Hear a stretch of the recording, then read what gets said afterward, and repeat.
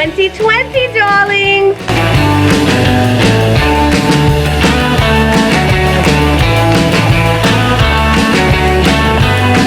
Oh my goodness, that last body popper, it really kind of scared me. I'm gonna be honest. My heart was like, ba-boom. Anyway, you guys, welcome. It is about to be 2020. Can you even believe it? Can you even believe we've gone through another decade and now it is the big 2020? I mean, really, look at my hat. You guys need to look at this. Look at this for a minute. I mean, really, I love to be festive. I love to feel like I'm part of the holidays. And nothing says excitement and festivities quite like this little light up hat. I think it says something about Happy New Year 2020. The last time I thought that I would ever live to hear somebody say 2020 was when Barbara Walters, do you guys remember Barbara Walters from the show 2020? She would always sign off and sign on and she would say, I'm Barbara Walters and this is 2020.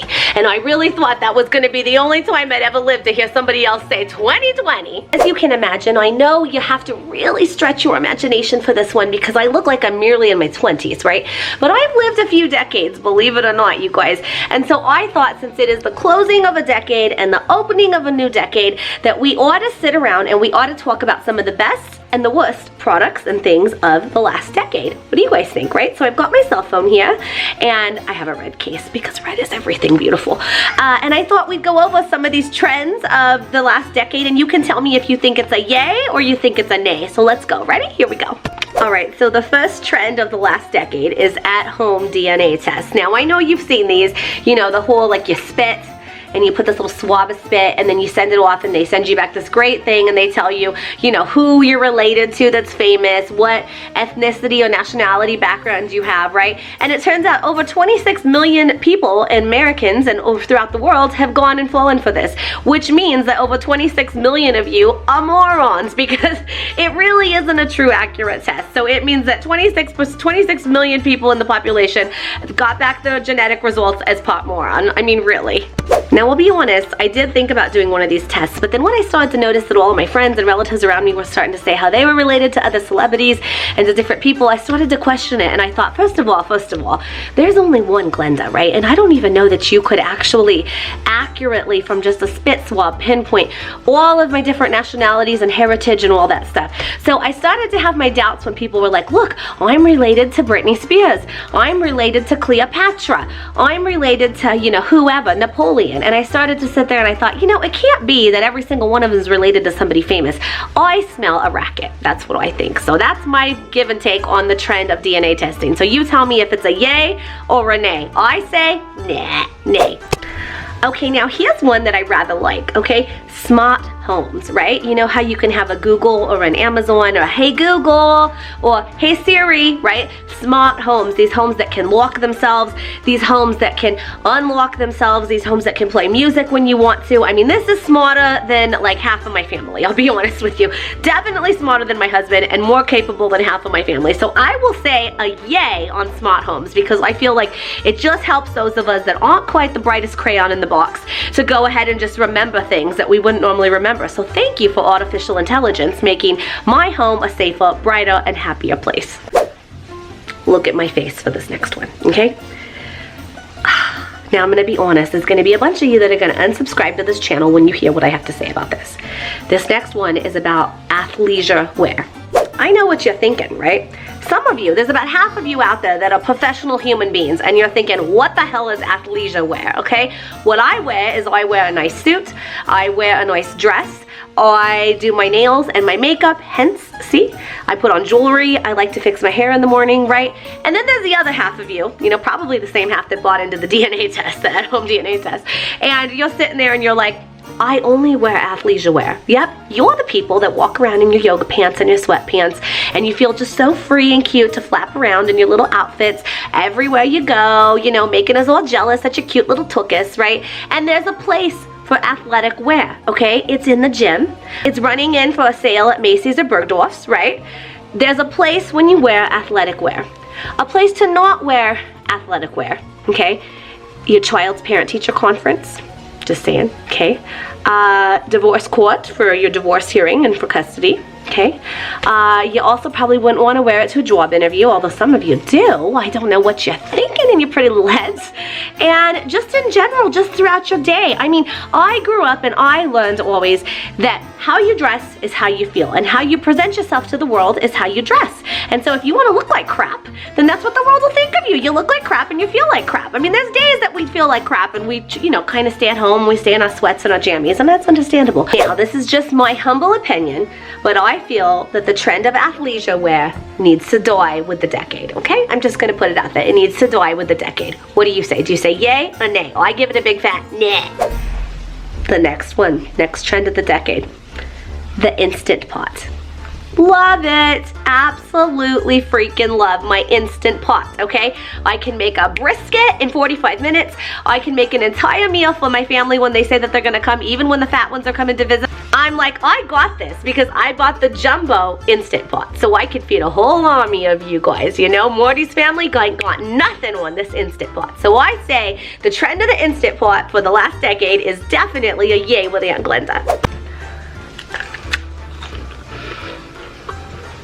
Oh, the next trend was clean eating.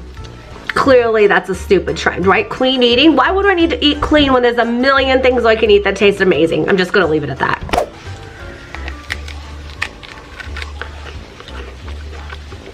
And not to hop on this whole thing, but I gotta say, I think those of you that are clean eating are also those of you running around in athleisure wear. I'm just saying, you have to show off somehow. So you show off with your fancy clean eating and your healthy food and your cute little tuchus, okay? Yeah, I like this. This is good. This I know. This I choose. Insta filters, okay?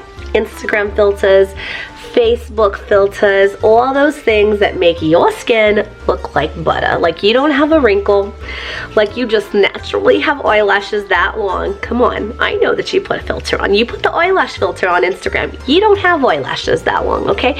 You have rosy cheeks, you have perfectly red lips. I mean, who am I describing here? I'm describing the natural me. But for most of you, you don't have this natural look. I know, you're not a natural beauty. And that's why I love the Insta filters. For all the ugly people out there in the world, thank you, because you make it easier for us to look at you on Facebook and to look at all your photos. And then we feel a little bit more, complied to give you a thumbs up and say, oh, look at them. They tried so hard. They put an Insta filter. So I say, because of the ugly people in the world, Insta filters are a great thing.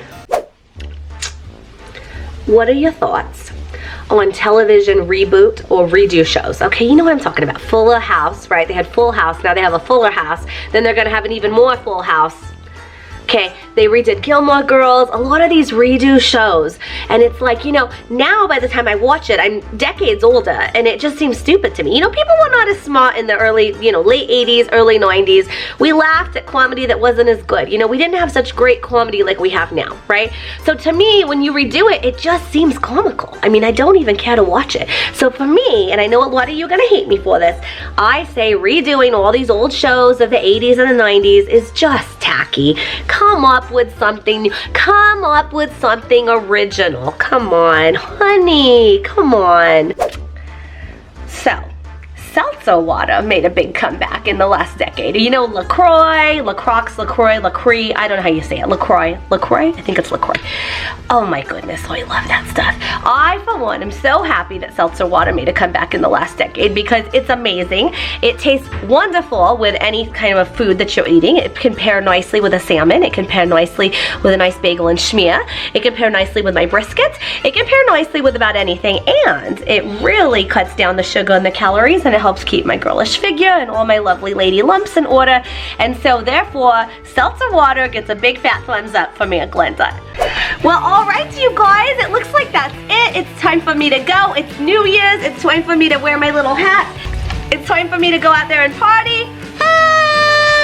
And until next time, I've loved hanging out with you guys. I'm looking forward to a whole nother decade hanging out with you right here on YouTube.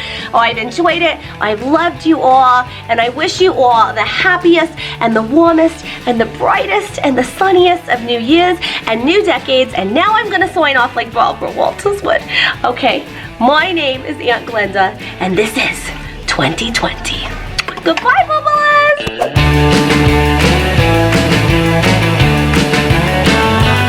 So as I'm filming Aunt Glenda and I'm sitting here in the living room trying to keep my small children quiet in the other room so I can get this out, the neighbor walks by and he happens to see me.